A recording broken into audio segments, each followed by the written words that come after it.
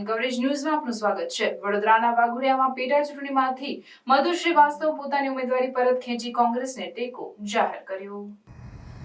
વડોદરાના વાઘોડિયામાં પેટા ચૂંટણીમાંથી મધુ શ્રીવાસ્તવે પોતાની ઉમેદવારી પરત ખેંચી છે। ક્ષત્રિય સમાજની મીટિંગ બાદ મધુ શ્રીવાસ્તવ દ્વારા નિર્ણય લેવામાં આવ્યો છે। મળતી માહિતી અનુસાર રૂપાલા દ્વારા ક્ષત્રિય સમાજ પર થયેલી ટિપ્પણીને લઈ ઉમેદવારી પરત ખેંચવાનો નિર્ણય કર્યો છે। મધુ શ્રીવાસ્તવે ઉમેદવારી પરત ખેંચીને કોંગ્રેસના ઉમેદવાર કનુ ગોહિલને ટેકો જાહેર કર્યો છે। તેથી હવે વાઘોડિયા બેઠક પર કોંગ્રેસ ભાજપ વચ્ચે સીધી ટક્કર જામશે તેમાં બે મત નથી।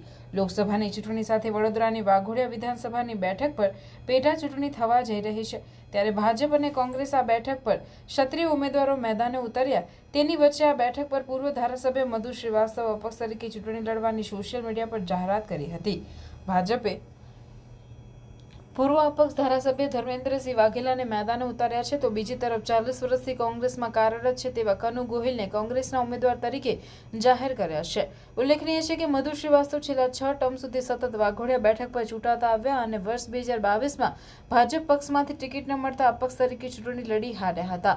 જો ફરી એકવાર મધુ શ્રીવાસ્તવ વાઘોડિયા બેઠક પર અપક્ષ નામાંકન ભરતા રસપ્રદ ત્રિપાંખીયો જંગ જોવા મળવાનો હતો। આ બેઠક પર 1 વર્ષ બાદ ફરી ચૂંટણી યોજાઈ રહી છે। આ બેઠક પર 2.40 લાખથી વધુ મતદારો છે।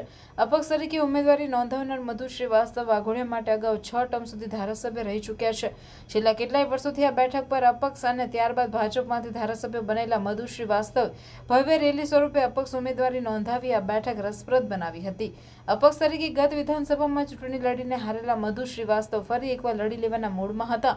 આ બેઠક પર 1 લાખથી વધુ ક્ષત્રિય મતદારો છે, ત્યારે આ ભાજપ કોંગ્રેસમાં બંને ક્ષત્રિય ઉમેદવાર હોવાથી અન્ય મતદારો નિર્ણાયક બને તેવી પૂરી શક્યતાઓ છે। જો કે હવે તો મતદારો પોતાનો મિજાજ કોને પક્ષે ફરે છે તે ખૂબ જ જરૂરી બનશે। अन्य खबरों के लिए चैनल को सब्सक्राइब कीजिए। खबरों का नोटिफिकेशन पाने के लिए बेल आइकॉन को जरूर दबाएं।